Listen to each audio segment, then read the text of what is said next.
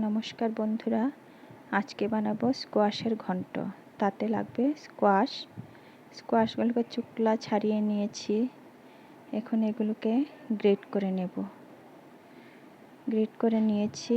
এখন মুগ ডালকে শুকনা খোলায় ভেজে নেব। একদম মিডিয়াম আঁচে ভাজতে থাকবো। বেশি স্টিম দিলে এটা জ্বলে যেতে পারে, তাই একদম কম আঁচে ভাজতে হবে। একটু লাল লাল হওয়া পর্যন্ত ধীরে ধীরে করে ভেজে নেব। আপনারা আরও রান্না পেতে আমার ফেসবুক পেজটি ফলো করবেন এবং ইউটিউবের চ্যানেলটি সাবস্ক্রাইব করে নেবেন। এখন আস্তে আস্তে করে ভেজে নিচ্ছি। ভেজে তারপর এটিকে একটু জলে ভিজিয়ে রাখবো। জলে ভিজিয়ে রাখলে একটু নরম হয়ে আসবে। তাই এখন বড়িগুলো ভেজে নেব। কড়াইয়ের মধ্যে একটু তেল দিয়ে দিয়েছি। এখন বড়িগুলো দিয়ে দেব। বড়িগুলো একদম কম আঁচে ভাজতে হবে, না হলে একদম লাল হয়ে যাবে। বেশি লাল হয়ে গেলে খেতে ভালো লাগবে না। তাই কম আঁচে একটু লাল লাল হওয়া পর্যন্ত ভেজে নিয়ে বড়িগুলো বাটিতে একদিকে উঠিয়ে রাখবো। আর একটু তেল দিয়ে দিলাম কড়াইয়ের মধ্যে। এখন ফোড়নের জন্য দেব তেজপাতা আর জিরে।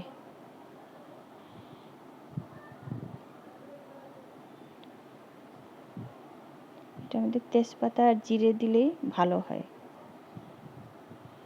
এখন গ্রেট করে রাখা স্কোয়াশগুলো তেলের মধ্যে ফোড়নের মধ্যে দিয়ে দেব।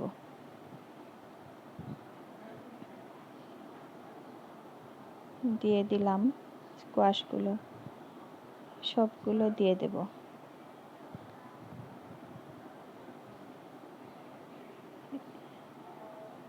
দেওয়ার পর এটা লাউ দিয়েও করা যায়। লাউ দিয়েও ভালো হয় খেতে। সেম প্রসেসে বানানো হয়। একটু লবণ দিয়ে দিলাম, স্বাদ মতো লবণ দিলাম। তারপর যাবে একটু হলুদের গুঁড়ো, তারপর একটু জিরের গুঁড়ো। এটা পরিমাণ মতো দিয়ে দেবেন। তারপর একটু নাড়াচাড়া করব। ভালো করে নাড়াচাড়া করে নেব, যাতে সব মশলাগুলো মিশে যায়। নেড়ে চেড়ে তারপর আস্তে ঢেকে দেব। কাঁচা লঙ্কাগুলোও দিয়ে দেব। লঙ্কা গুঁড়ো দিলে এতটা ভালো হয় না, কাঁচা লঙ্কা দিলে খেতেও ভালো লাগে, তাই দিয়ে দিলাম। এখন ভাজা মুগ ডালগুলো দিয়ে দেব। দিয়ে ভালো করে এগুলোকে মিশিয়ে নেব। আস্তে আস্তে করে দেখবেন জল ছাড়িয়ে আসছে। একদম কম আঁচে এগুলো নাড়তে থাকবেন।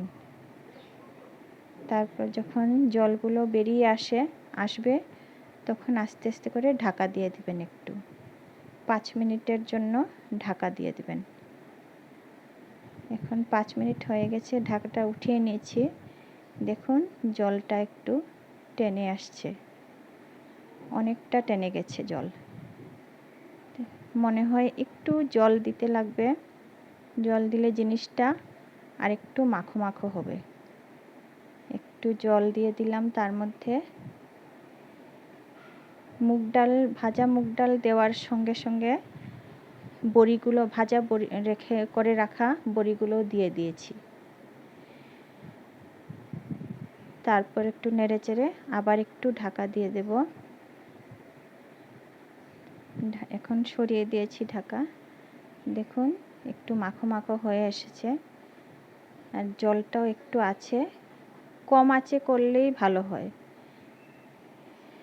তারপর নাড়তে থাকবো।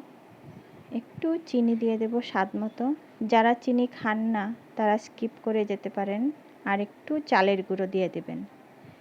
চালের গুঁড়ো যদি না থাকে তাহলে একটু আটাও দিতে পারেন, যাতে জিনিসটা দেখতে ভালো হয়। দেখুন একসঙ্গে একদম মাখো মাখো হয়ে আসছে। জলটা আরেকটু শুকিয়ে যাবে। শুকিয়ে গেলে পরেই হয়ে এসেছে। এখন আস্তে আস্তে নামিয়ে নেব। হয়ে গেছে স্কোয়াশের ঘন্ট। যদি ভালো লাগে তবে দেখবেন আরও